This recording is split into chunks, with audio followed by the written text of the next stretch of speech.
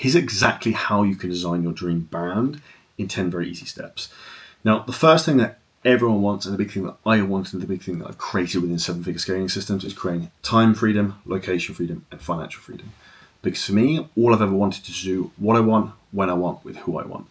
Now, the reality of what actually has to take place for you to be able to do this is you need to build systems. And you need to build systems so that you can just not actually work harder, but you can work smarter.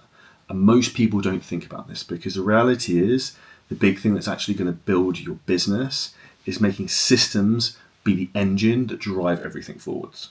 Number 2 is your business is a well-oiled machine. And with this, when I mentioned about systems, the whole reason you have systems is that the whole business can run independently to you.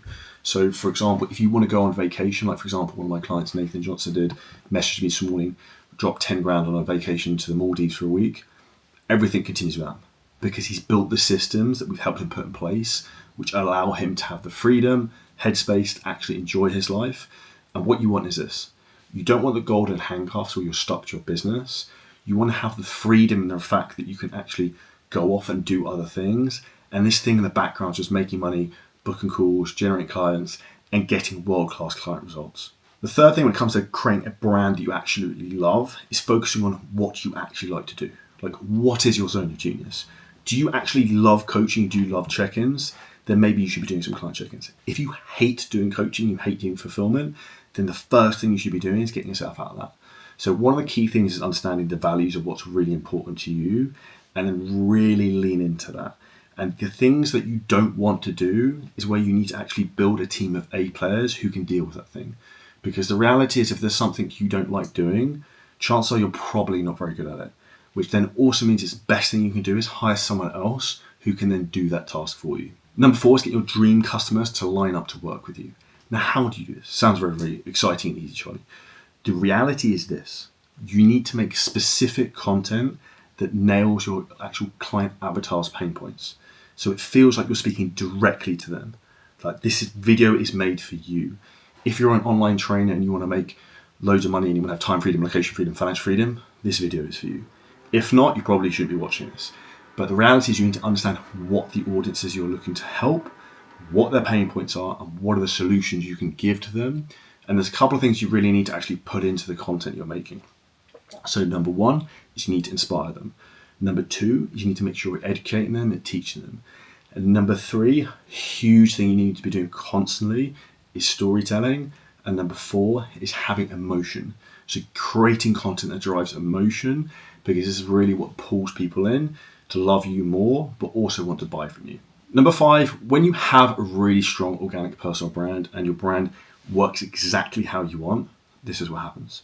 Cold people come across you on social media because you built a sick organic funnel, which is one of the main things we help people do at 7-figure scaling systems. And if you want a free course on how to do that, check out our 4C course below this video and this podcast. But the reality is people come onto your social media profiles just through awareness of everything's being pushed out there. And the reality is it's so good and it speaks so directly to that person, they just buy from you. And this is where you need to use your content to turn cold people to become warm people. And this is the reality when most people go wrong, because they get their branding completely wrong. It's completely off. It doesn't look professional. They've got Primark content, but they want to sell Louis Vuitton prices. And this is the important thing. First impressions are huge in a competitive marketplace. Number 6 is gorgeous branding. So I touched upon that briefly there, but you need to have unique styles in terms of what you do. What's different about your logo? What's different about the colors you use? What's different about the fonts you use? What's different about the way maybe you edit your videos? What's different about your own unique style? Like, what's different about you as an individual? So one of the things people are surprised about me, for example, is I'm a jacked dude, but I'm actually very well spoken. I'm very articulate, and that takes people by surprise. And this is one of the things you need to understand is like, what's the thing that I can lean into that makes me different and makes me stand out from a crowd? I also like to try and dress maybe slightly flamboyantly and wear bright colors. One of the reasons why is because that's a pattern interrupt on social media. And one of the big things we need to be able to do is actually stop the scroll, because it'll get you more watch time, more eyeballs, and more customers. Number 7 is you're loved by your team, firstly, because your team are most important. And then secondly is your customers. And this happens when your brand is congruent, until you have genuine relationships with everyone you work with as a client and everyone who works for you. And you actually give a shit. Because the amount of people I see who don't really care about the clients, don't really care about the results, they don't really care about their team members. It's insane. So here's a really good tip for anyone who runs a team. I'd recommend you drop one message of gratitude to saying you appreciate a person who works for you every single day, and that helps to tighten up relationships. The second tip I would give is you should be doing this at least quarterly, is one-to-one reviews. You want to ask people about their personal life, find out what's going about them, their hobbies, kids, like the things that are most important to their lives.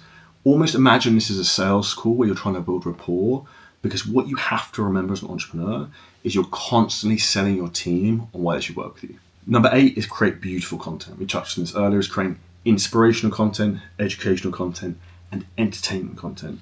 If you can do all those 3 things together, you inspire, you educate, and you entertain, and you wheeze in a little bit of emotion, this will help you to convert more people to come into your tribe who eventually will want to buy from you. People don't buy now and you're bringing them in and they're the right type of client. Eventually, at some point, if you show them enough social proof, because proof over promises, you will get them to sign up as a customer. Number 9, when you've got a dream brand, you are respected in your industry. You want to be the number one. And this is the thing that I have to actually hammer down to everyone, is you want to think about being the GOAT, the greatest of all time, of whatever your specific niche is. So if you help menopausal women, if you help men like with low testosterone, if you help women overcome eating disorders, whatever the specific thing is you help people on, your goal should be to be the best in the world at it. And when you have that attitude, you will set very high standards, and you have to have the highest standards in your company because that will drive everyone else's output up.